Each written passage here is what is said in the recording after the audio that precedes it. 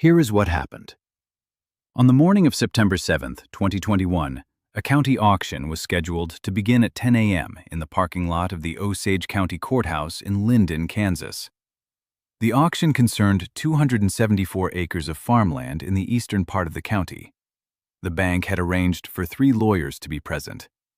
They had arranged for 2 representatives from their asset recovery division. They had arranged for 4 registered bidders, all of them from out of state, all of them corporate. They had arranged for everything. What they had not arranged for was the man who walked into that parking lot at 9:51 a.m. carrying a metal box under his arm. His name was Harlan Gene Pratt. He was 77 years old. He had fought in Vietnam. He had farmed that land for 49 years. He had driven 22 miles to get there, alone, in a truck older than most of the lawyers in that parking lot. He walked to the front of the crowd. He set the box on the hood of his truck. He opened it. The auction did not begin at 10 a.m. It did not begin at all. By 11:30 that morning, the bank's lead lawyer had made a phone call he had not planned to make. By 2 p.m., the bank's asset recovery division had formally withdrawn the foreclosure authorization. By the following March, a federal magistrate had awarded Harlan Pratt $334,000 in damages, and the 3 lawyers who had stood in that parking lot had not been able to say a single word to stop it. This is how a 1967 envelope ended a bank's case before it began. Harlan Pratt was born in 1944 in Coffee County, Kansas. He was the second of 4 children. His father worked the railroad. They rented a house in Burlington, and his mother kept a garden, and that was the whole of what they had. Harlan was not a complaining kind of boy. He understood early that some families had land and some families did not, and he put himself in the category of families that would, eventually, and did not revisit the question. He was drafted in 1966. He was 21 years old. He went to Southeast Asia and came back 13 months later, quieter than he had left, which was something his mother noticed immediately and his father did not mention, and which Harlan himself never discussed in any detail for the rest of his life. What he brought back, besides the quietness, was a specific and settled idea about what he wanted. Not wealth, not recognition, not anything that could be taken away by a landlord or a bad year or a decision made by someone who did not know his name. He wanted land. He wanted something permanent, something he had chosen and paid for and could stand on and know. The way you know a thing not in your head but in your feet, that it was his. He bought the first 160 acres in Osage County in 1972 for $112,000. He was 27 years old. He had saved $31,000 from his military service and the 4 years of work that followed it, and he borrowed the rest from a local production lender on a 12-year note. He paid it off in 9. He added the eastern 114 acres in 1981 for $84,000, paid in full within 7 years. Total, 274 acres, unencumbered, by 1988. He married a woman named Dottie Weir in 1974. Dottie was from Melbourne, 11 miles west. She'd grown up on a farm herself and understood what she was agreeing to, which was everything that word implied. The early mornings and the late nights and the years when the money was short and the years when it wasn't, and the particular silence of a man who carried something he had decided not to put down. Dottie kept the records. That was her phrase for it, not anyone else's. She kept the records the way other people keep faith, consistently, without fanfare, as a matter of character rather than obligation. She had a metal filing cabinet in the back bedroom that served as her office. 2 drawers, organized by year in her handwriting, each folder containing every document the farm had produced or received: payment records, tax returns, insurance policies, loan agreements, correspondence, inspection reports, receipts. She started the cabinet in 1972, the year they bought the land. She maintained it until she died in March of 2018 at the age of 71, which was 47 years of continuous record-keeping without a single year missing. The last folder she had organized, labeled in her handwriting, 2017, was complete to the final week of December. Harlan had not opened the cabinet since her funeral. He knew it was there. He knew what was in it. He did not go back to it the way some people cannot go back to certain rooms, and everyone who knew Harlan understood this without being told. At the very back of the first drawer, behind the 1967 folder, there was an envelope. It was sealed. Dottie had put it there in 1967, the year before she and Harlan were married, the year she turned 21. It had been there ever since. She had told Harlan about it the spring before she died. She said, "There's something in the back of the top drawer, behind 1967. I put it there a long time ago because of something your father-in-law told me. If the farm is ever in real trouble, you open it. Not for small trouble, real trouble." Harlan said, "What's in it?" She said, "Something Roy found." Roy was her father. He had died in 1989. He had been a surveyor for Osage County for 31 years, the kind of man who walked every fence line in the county at least twice and knew where the official records ended and the actual ground began, which were not always the same place. Harlan said, "Dottie, what did Roy find?" She said, "You'll know if you need to know." That was the kind of woman she was. The company that came after the farm was called Heartland Asset Resolution Group, LLC. They operated out of Overland Park, Kansas. Their website described them as a specialized financial recovery firm serving regional banking institutions throughout the central United States. Their letterhead was clean and professional and said nothing about the 34 other farms they had moved against in the previous 18 months across 4 Kansas counties. The letter arrived in January of 2021. It was addressed to Harlan Gene Pratt. It informed him that a revolving operating line of credit he had carried with a regional bank since 2007, a line he had used to cover equipment costs across 14 years of operation, had been purchased by Heartland Asset Resolution Group as part of a distressed debt acquisition. It informed him that the outstanding balance of $198,400 was being called in full under an acceleration clause in the original lending agreement. It gave him 60 days. 60 days to produce $198,400 or surrender the farm. The man who arrived at Harlan's door in February was named Cole Drennan. He was 35 years old.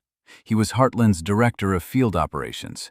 He drove a black SUV and wore a company fleece vest with the Heartland logo stitched in gold on the chest.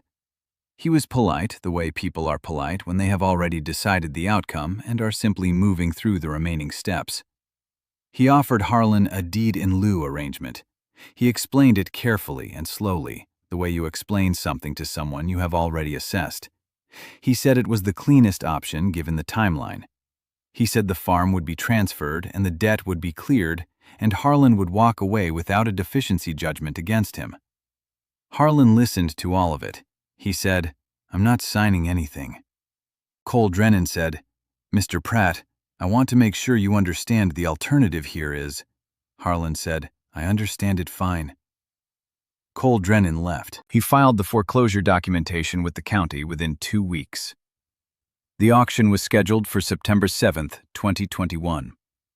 Harlan called a lawyer named Margaret Epp the day after Drennan left. Margaret Epp was 54 years old and had practiced property law in Osage County for 26 years. She was known in the county for being thorough and for not losing cases she had agreed to take.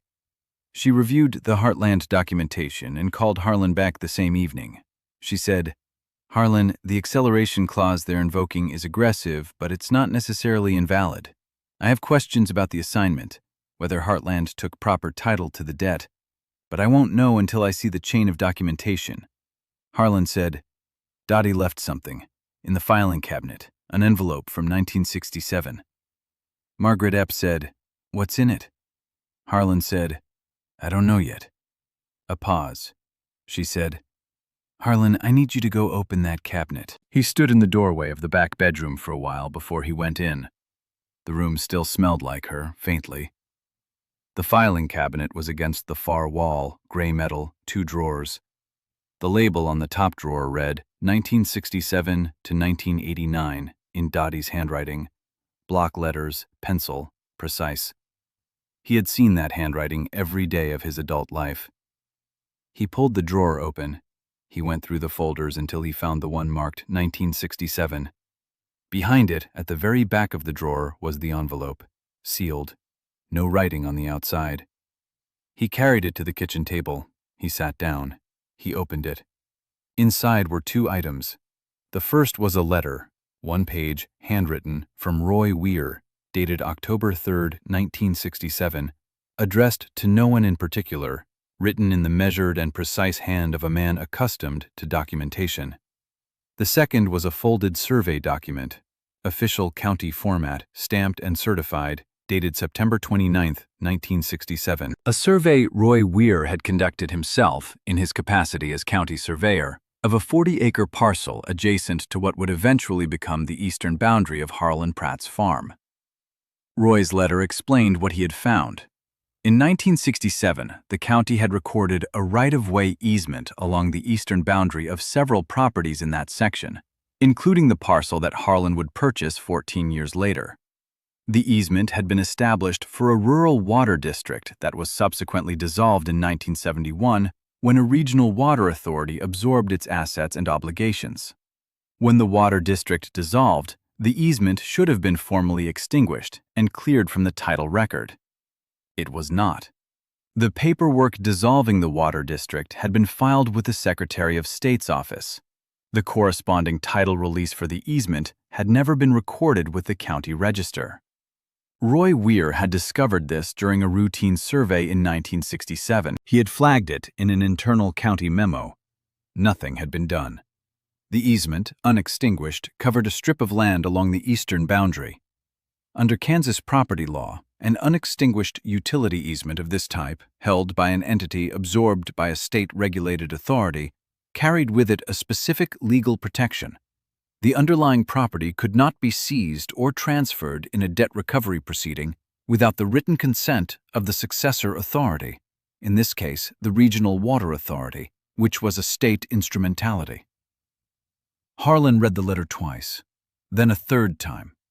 He called Margaret Epp at 8:47 that evening. He read her the relevant section of Roy's letter. She was quiet for a long time. She said, "Harlan, your father-in-law found a break in the title chain in 1967 that has never been repaired. The easement is still on record. It was never released." The bank that issued your 2007 credit line certified a clean title search, which means either their title company missed this or they chose not to disclose it. Either way, they cannot legally transfer this property without the consent of the water authority. Another pause. And here is the other thing. The acceleration clause Heartland is invoking applies to the original bank's note. But the assignment from the bank to Heartland has a defect. The assignment agreement references a title certification that does not exist in the form they claim. If the original title certification was issued against a property with an unresolved encumbrance, the certification was fraudulent. And if it was fraudulent, the note itself may not have been valid collateral for the assignment. Harlan said, "What does that mean?" Margaret Epp said, "It means they may not legally own the debt they're trying to collect, and they definitely cannot collect it the way they're trying to. We're going to that auction." The parking lot of the Osage County Courthouse on September 7th was full by 9:30 a.m. The bank had arranged things carefully. Patrick Soule led the legal team, 41 years old, commercial banking litigation, 16 years of practice, pressed gray suit, matching leather portfolio. Two more from Heartland's legal division, both younger, both carrying identical blue folders. Two Heartland representatives in company vests. 4 corporate bidders registered and waiting. The auctioneer was setting up at 9:45. Patrick Soule was speaking quietly with his team near the courthouse steps, reviewing something in the portfolio. He looked relaxed. He had done this before. Heartland had retained him for 9 of the 34 proceedings in the previous 18 months. He knew how auctions ended. Harlan Pratt's truck pulled into the lot at 9:51 a.m. He'd put on a clean shirt. His boots were polished. He moved without hurry. He lifted the metal box from the passenger seat and carried it under his arm to the front of the crowd, near the auctioneer's table. He set the box on the hood of his truck. He opened the latch. The latch made a sound in the quiet. He removed the envelope and the survey document and set them on the hood beside each other. He looked at the auctioneer and said quietly, "Before you start." Margaret Epp stepped forward. She handed Patrick Soule a certified copy of Roy Weir's 1967 survey and a legal brief filed with the county register's office the previous Friday, establishing the unextinguished easement as a matter of current public record. She also handed him a letter from the Regional Water Authority, obtained 8 days earlier, confirming that the easement remained active in their records and that they had not been consulted regarding any transfer of the property. Patrick Soule read it. He read the first page. He turned to the second. He found the section on the assignment defect, the title certification, the chain of ownership for the debt itself. He looked up. Harlan was looking at him. Not with anger, not with satisfaction, just looking. Patrick Soule said nothing for a long time. Then he stepped away from the auctioneer's table and made a phone call. He spoke quietly for 4 minutes with his back to the crowd. He came back. He said, "We need to adjourn." The auctioneer looked at him. The corporate bidders looked at each other. Patrick Soule said, "The proceeding is adjourned pending legal review." He did not look at the envelope on the hood of the truck again. He collected his portfolio. His team followed him to their vehicles. The bidders dispersed. The auctioneer packed up his equipment. Harlan picked up the envelope and set it back in the metal box. He closed the latch. The formal withdrawal of the foreclosure authorization came in writing on September 23, 2021. Heartland Asset Resolution Group filed a release of their claim to the property 12 days after that. A federal magistrate reviewed the case on Margaret Epp's filing and determined in March of 2022 that the bank's original title certification had been materially deficient and that the assignment of the debt to Heartland had been executed against a fraudulently certified instrument. Harlan Pratt was awarded $334,000 in damages, legal costs, statutory penalties under the Kansas Consumer Protection Act, and compensation for documented economic harm during the 8-month dispute period. He was still on his 274 acres. He had never left them. Margaret Epp called him the afternoon the magistrate's decision came through. She read him the figures. He thanked her. She said it had been her privilege. He said he would pass that along to Dottie's memory, which was as close to a compliment as Harlan Pratt was likely to offer. He hung up. He sat at the kitchen table for a while, the same table where he had opened the envelope in January. Through the open bedroom door, he could see the filing cabinet against the far wall, Dottie's handwriting on the label of the top drawer. He could read it from where he was sitting. He had read it every day for 47 years. After a while, he got up. He went to the cabinet and opened the top drawer. He put the envelope back where he had found it, behind the 1967 folder, at the very back of the drawer. He smoothed it flat against the metal. He closed the drawer. He put on his coat and went out to check the field. The October light was low and gold, and the ground was dry and good, and it was time to think about the fall plowing. The east field ran long and flat to the fence line he had walked every year since 1972. He walked it now, all the way to the corner post. He stood at the corner post for a while, looking out at the ground. Then he went back to work. Dottie Pratt kept records for 47 years. She kept them the way her father had kept surveys, because she understood that the people who come for things you have built do not announce themselves in advance, and the only defense that holds is the one you finished building before the trouble arrived. She kept an envelope sealed in a cabinet for 54 years because a surveyor she loved had told her it might matter. She did not know exactly when, she did not know exactly how. She knew it would. She was right. Harlan wasn't the only one Heartland came for. They sent that same letter, same acceleration clause, same 60-day window, to 34 other farms across 4 Kansas counties in those 18 months. Most of them didn't have a Dottie. Most of them didn't have a filing cabinet going back to 1967. What happened to the farmers who found a way to fight back anyway, and what they found when they started looking at their own records, is the next story. Subscribe so you don't miss it. The next one is bigger than this. Paste your script.